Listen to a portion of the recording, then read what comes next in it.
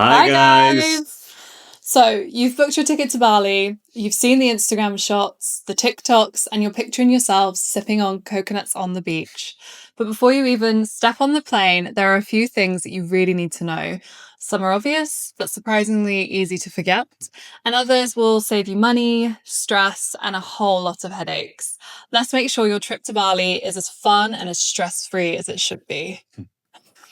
Okay, boring but a important first one is visas and other entry requirements into Bali. So although you can obtain a 30-day visa on arrival, which is also referred to as a B1 visa, you can get this at the airport. But depending on how long you've been traveling for, you might be tired, you might be stressed, you might be traveling with children.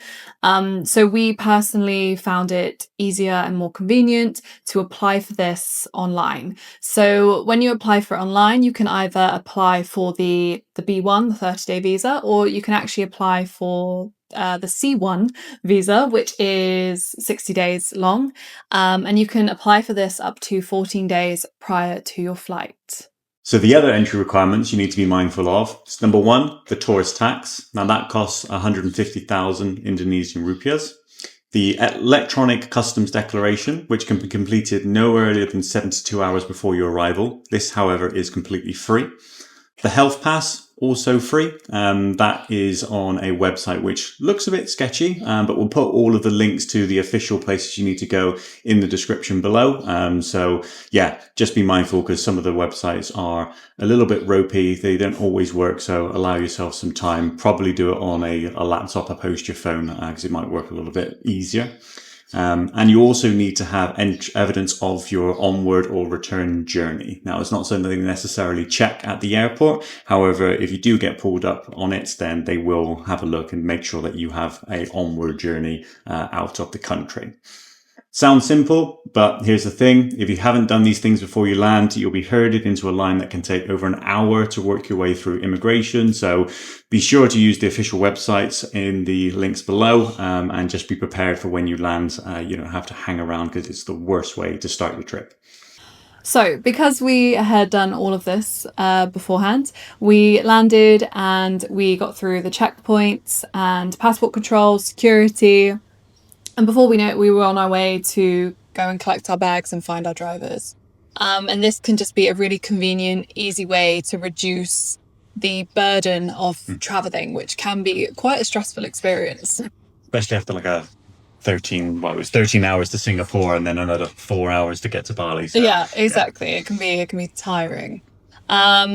So with this, a pro tip would be to screenshot all of the confirmations that you receive and evidence of the tourist tax page, your visa, and so that you can access them offline. Just in case you haven't purchased an eSIM yet or the eSIM hasn't activated, because the Wi-Fi at the airport, kind of at any airport really, can be dreadful or just inconsistent. So you don't want to be stuck. If someone does that, if someone asks for evidence of your documentation. Although you can purchase a SIM card at the airport or around Bali, we suggest downloading an eSIM before you leave so you're connected the second that you land. We use Arlo, so if you're traveling around other countries in Asia, they have regional packages that cover multiple destinations. Mosquitoes are absolutely everywhere here. You might not be able to see them, but they are definitely there. And they will definitely have a nibble if they are given the chance to.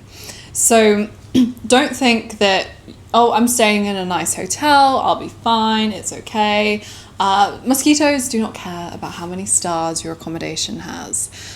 So we would recommend bringing a high DEET spray from home if you can, or just pick one up from the local shops here.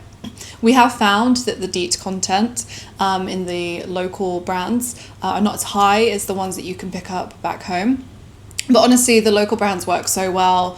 You can get them in creams too. So if you don't like that sticky, horrible feeling, or even just like inhaling the spray, this is a good alternative to have. Another thing that you can do as well is wear long sleeve items of clothing. because obviously if they can't get to your skin, they can't bite you.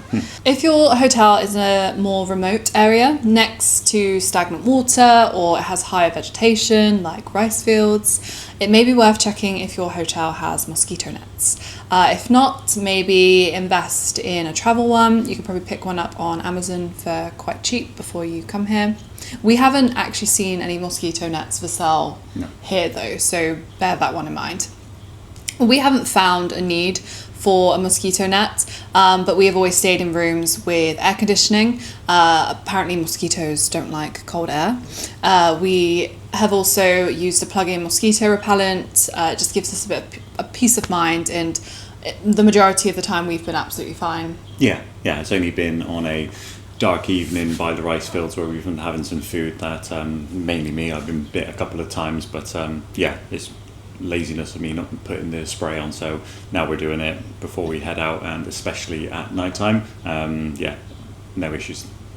So staying on the topic of wildlife, dogs, here you will see them everywhere. On the beach, wandering through the villages, lying in the middle of the road just because they can.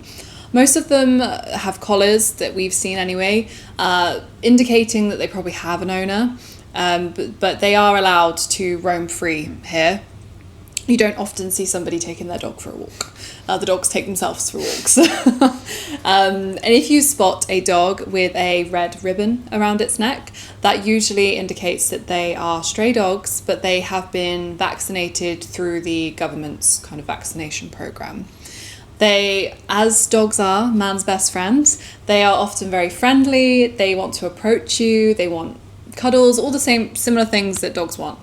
But still, be cautious. Don't just walk up to them, start stroking them like you might at home. There is a chance that they may have some form of infection, or that unfortunately they may bite you. And remember that if you do get bitten or scratched by any animal in Bali, seek medical help immediately. Bali does have rabies, unfortunately, although the government are working hard to control it. Next on our list is service charges and hidden fees. Now, a lot of businesses like restaurants and spas, they add a service charge and tax.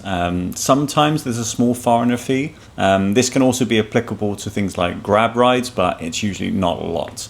Tax and service, however, it's usually around 16%. However, we have seen it as high as 23% in some places. So it's not the same everywhere, but 16% is the most common that you will find.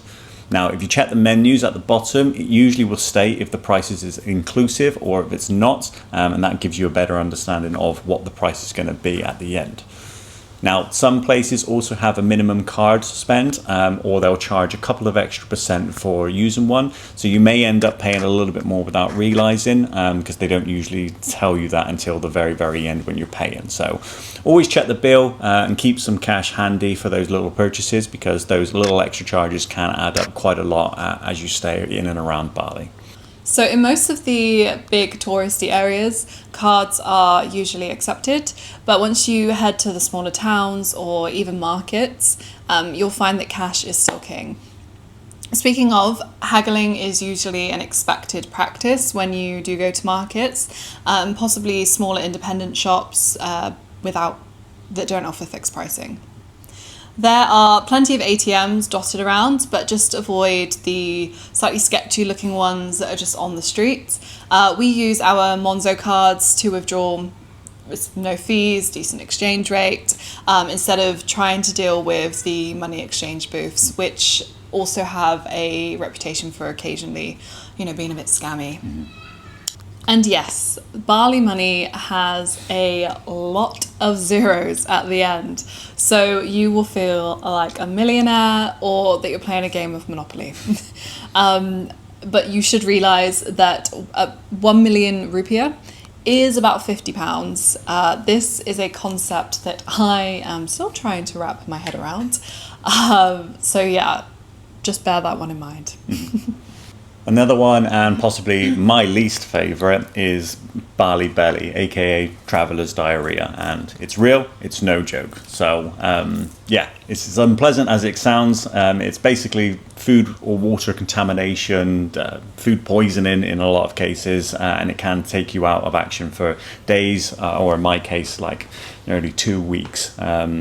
So yeah, be extra cautious. Unfortunately, sometimes you can't just avoid it. We thought we put every measure in place, but similar to the mosquitoes and getting a little bit lax with the bug spray, we started to get a little bit more adventurous with what we were eating, where we were eating, and yeah, just wasn't fully checking some of the food that I was eating, and unfortunately did catch it. And yeah, it did knock me for six. It wasn't just obviously the stomach issues, but it gives you high fever. It makes you very, very fatigued, which I struggle with anyway. So yeah, it kind of hit me pretty hard. So some of the tips though is drink bottled water, even when you're brushing your teeth, even when you're in the shower. It's very easy to kind of get water in your mouth, and it's not an issue when you're at home. But here, yeah, it is a no-go. Just kind of think that the water's trying to poison you and just try and avoid it at all costs.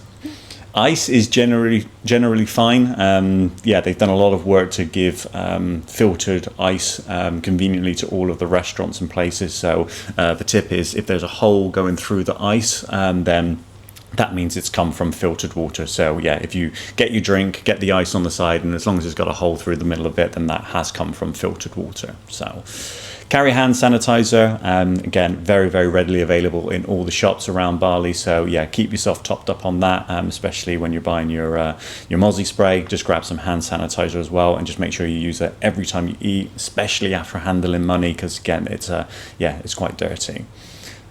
We recommend checking Google Maps for reviews for restaurants, especially looking at the photos of the food uploaded by guests. Try and sort it by the most recent review, so you'll find if there's been a chef change or if there's any issues within the restaurant, you'll catch it early and just try and avoid it. Same with the street vendors. That's something that we have no interest in. The locals love it, and it's probably very flavoursome, but yeah, I don't think that the food handling practices are sound enough for Westerners' stomach lining, I think. So yeah, try and give that a wide berth. Our favourite way of checking if a restaurant's clean and safe to eat, it sounds daft, but just checking the menus. Like, if you feel the menus are really dirty, greasy, you'll get a vibe for it, and it's one of those things that never be too proud or ashamed to kind of like go into a restaurant, have a little look around, look at the menu. If you don't feel comfortable with it, just walk away and just try somewhere different. Check your meat is cooked thoroughly. Ask for things to be well done, even eggs or any sort of like red meat or chicken. Just ask for it to be cooked well done. Avoid fruit and salad, items that may be able to be washed in tap water. And a handy mantra to live by is boil it, cook it, peel it, or forget it. So if you can't do any of those three things, then probably just try and avoid it. So if you unfortunately do get sick or injured in Bali, our experience of Bali's private healthcare has been a positive one. You can usually arrange a doctor's appointment or have a doctor come to your villa within the hour, and it costs around £30. Prescriptions and any medications on top of that will cost extra, but we have found them to be still affordable. Yeah, more than at home, in the UK especially. I think for the Americans it's going to be a hell of a lot cheaper, but yeah, I think a course of antibiotics for about a week was again about £35, but yeah, you're paying for the convenience of that because it's so quick and it's so efficient. Yeah, so the Bali Belly that we mentioned, we contacted a local well-reviewed clinic by WhatsApp, and within 40 minutes there was a doctor in our room who had prescribed some antibiotics and given you like a Bali Belly recovery injections. Yeah. This was also in a more remote part of Ubud, so you can find medical assistance kind of anywhere in Bali. You're never too far from the doctors. And yeah, we had within 40 minutes at 5 a.m. in the morning, we had a doctor and a nurse in the accommodation. I had a course of antibiotics on a prescription, and I had 4 different injections for rehydration, helped to improve like the stomach lining and things, and it came to a total of about £120.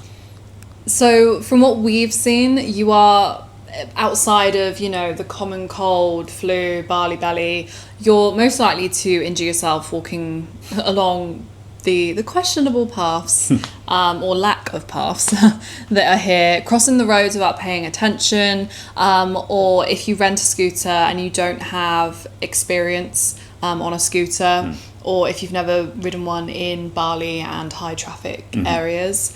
You see a lot of people walking around with their knees, arms, legs bandaged up, and yeah, it's easy to guess what's happened there. It is worth remembering that you should still have travel insurance in place before your trip.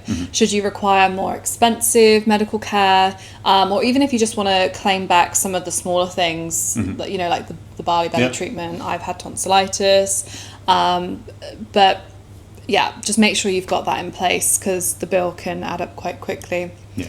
And on the subject of travel insurance, double check that any excursions that you plan to take part in are covered, because you just never know what's going to happen. So getting around Bali, if you plan on renting a scooter like we mentioned before, you're supposed to have an international driver's permit to ride the scooter. Now, we've rented a few scooters and no one's kind of checked. However, we do have one. For people in the UK doing your research, that you would need to have a CBT or a license to be able to drive a scooter to be eligible to get an IDP, an international driver's permit. So if you get stopped or you have a crash, you will need that for insurance purposes. Same with your traveler's insurance that we mentioned a second ago. If you do have an accident and you have to claim on your medical insurance, if you don't have an IDP, they may void your insurance because you shouldn't have been driving the motorbike anyway. So riding a scooter in Bali traffic is no joke. I've been riding a motorbike now for over 20 years, and even at certain times I'm kind of thinking, well, this is quite sketchy. So if you've never rode one before, or you've rode a bicycle at home and you think, oh, that's fine, it's the same thing, it really isn't, especially if you're going to have someone on the back as well. It is quite taxing. So yeah, have a go on one before you arrive in Bali, or rent it in a quiet location within Bali and just spend the day just sort of like getting used to it, slow and steady. Yeah, I wouldn't recommend grabbing a scooter for the first time ever in Canggu and then sort of thinking that you can just drive off into the sunset and be completely fine with it. The only accidents you ever see here really is with Westerners driving mopeds that they're not they just don't have the experience to do so. The day we arrived, we saw a girl drive off the up pavement, got into a wobble, and then drove it into a rice field, and they had like a couple of Balinese guys help her lift it out of there. So yeah, if you've never rode one before, ride one before you get here, please. It will make things so much easier. So but if it's not your thing, and in a lot of cases it's a lot easier and more practical just to hop on the back of a Grab or a Gojek. These guys are professional riders ultimately. It looks like carnage, but they're very, very experienced. And yeah, you're probably a lot safer going on the back of a Grab or a Gojek in a built-up area with a driver from the area, opposed to renting one for yourself. So a short ride for about sort of like 10-15 minutes, it's going to cost you like £1. If you want a car, which what we usually get, you can have 4 people in there. That's going to cost you about £2.30. And if you want to have a day trip where you kind of get a driver for half day or a full day, we had a driver for 10 hours, and yeah, his rate was £40. We paid him more, and we'll go on to that in a second. But yeah, £40 to have a private driver for 10 hours, it's so cheap. So yeah, I'd highly recommend doing that. Be warned though, traffic here is very unpredictable. A 15-minute trip one day could be an hour the next day, so always leave extra time, especially if you've got a flight to catch. And that moves on to tipping. So the example above about getting a private driver for a whole day, or even just the small pickups from, say, like the airport, it can take half an hour. It can take literally an hour and a half. And a lot of the times it's not as Grab and Gojek doesn't seem to be as dynamic as what Uber is, where the prices will change if you get stuck in a load of traffic. So yeah, just be fair and reasonable with tipping. If a trip is supposed to take 20 minutes and ends up taking you like over an hour, then just pay more. Like it's so inexpensive, some of the stuff here, so the money goes a long way. One of the things to be mindful of is ultimately post-COVID there's been such a big influx of tourism in Bali, and they're sharing their culture, their island and everything with you, and as a result of that, a lot of their cost of living has skyrocketed as well. And yeah, the wages and the rates for a lot of things here is very, very cheap, and some of the service has been some of the best service we've received in a lot of countries that we've traveled to. And yeah, tipping, I don't think I've ever tipped anywhere where they've been so grateful for that little bit of extra money. So again, for the Grab drives, if it takes like 20 minutes and it's going to cost you like 70 pence, like it's so cheap. Like just think of it. I'm not saying you need to pay them what you would pay back home, because it is disproportionate. However, if the service is good, you've had a really good experience and they've been very, very helpful, just give them some more money. Like it really is nothing to you and I in the grand scheme of things with how much that little bit extra is, and it will go a really, really long way over here. So as mentioned previously, we are all guests here on the island. So it's important that we treat their traditions, the culture, with utmost respect. Mm-hmm. What you will see in Bali quite a lot of the time are small woven baskets with flowers, incense and other items. These are offerings, sacred offerings to the gods. You will see them outside shops, temples, and even on the pavement. So specifically the ones that are left on the pavement, it's important that you do not step on them or step over them. It's seen as disrespectful. Obviously, accidents do happen, but just be mindful when you are walking along the street to keep an eye out for these. Similarly, when visiting the temples here, you must dress and act appropriately. So usually they will provide sarongs to cover your legs and shoulders. You must respect this rule. Don't argue with them. Just wear it. The temples here are sacred and they're very important to the people. So please don't climb on the statues, don't run around, don't make lots of noise. In some of them, you shouldn't walk on the grass. Especially if there's ceremonies going on. It sounds obvious, but from what we've seen, it's not always the case. And one for the girlies, if you're squeamish boys, close your ears for a second. But some temples may not allow women access during that time of the month, and they are not afraid to ask you directly. So just bear that one in mind, and again, just respect the rules and traditions that are here. And lastly, possibly one of the biggest ones is Instagram versus reality. Now, not taking anything away from it, Bali is a beautiful, beautiful island, but not every spot is exactly like it seems in the photos.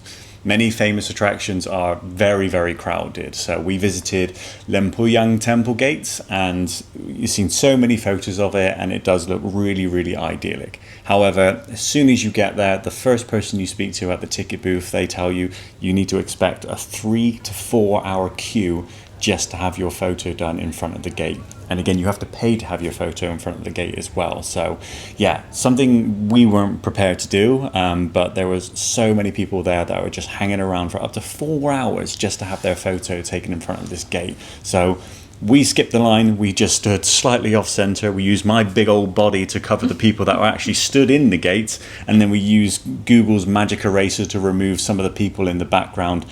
It's not the same photo. The photos that people were getting were fantastic, but hey, to save 4 hours to not have to wait, it was so worth it. So yeah, Lempuyang Temple Gate is still a really, really nice place to go and visit, but just be mindful. Like the driver that was coming to pick us up, he said if you wanted to get there and get a photo and only wait about an hour, he was going to come pick us up at 4 a.m. And it was like, yeah, no, we're not doing that. So This is also true for the accommodation. What looks beautiful in booking.com, which was probably the photos that was taken when the property was first built, this can not always be the case. So yeah, do your due diligence, look at the most recent reviews, compare the star ratings on a few platforms. So things that are on Airbnb or on booking.com, they'll tend to have a listing on Google Maps as well. So you can sort of have a look at a pool of reviews from booking.com and Google reviews. And yeah, like we said with the food, kind of guest photos are more important in a lot of ways than what the actual host's photos are, because you can see exactly what it looks like in normal lighting conditions from someone's phone, so you can have a better understanding of exactly what the type of accommodation or experience is going to be like. I also think it's important to remember, like, what are your non-negotiables? So if you really want aircon, make sure you have aircon. If you like watching TV in the evening. Do you need a parrot? Get yourself a parrot. So it's just important to remember that there are certain things that you are used to, you are comfortable with, and that you like, and there's nothing wrong with that. And if that's in your non-negotiable, yeah, your budget might have to flex slightly, but you're gonna enjoy your time there more. It's not just a bed to sleep in. You should still feel comfortable in that space. So that's a big lesson that we've actually learned. So those are our top tips for Bali, from the basics that are easy to forget to the small details that can make a really big difference. So leave a comment if you have any questions, and if you have been here before, feel free to share your own Bali hacks for first-timers. And to the family at home, Amara, Jacob, Alfie especially, we miss you. And yeah, we look forward to catching up with you again soon. Maybe we'll have a video call. Lots of love, guys. Bye! Bye!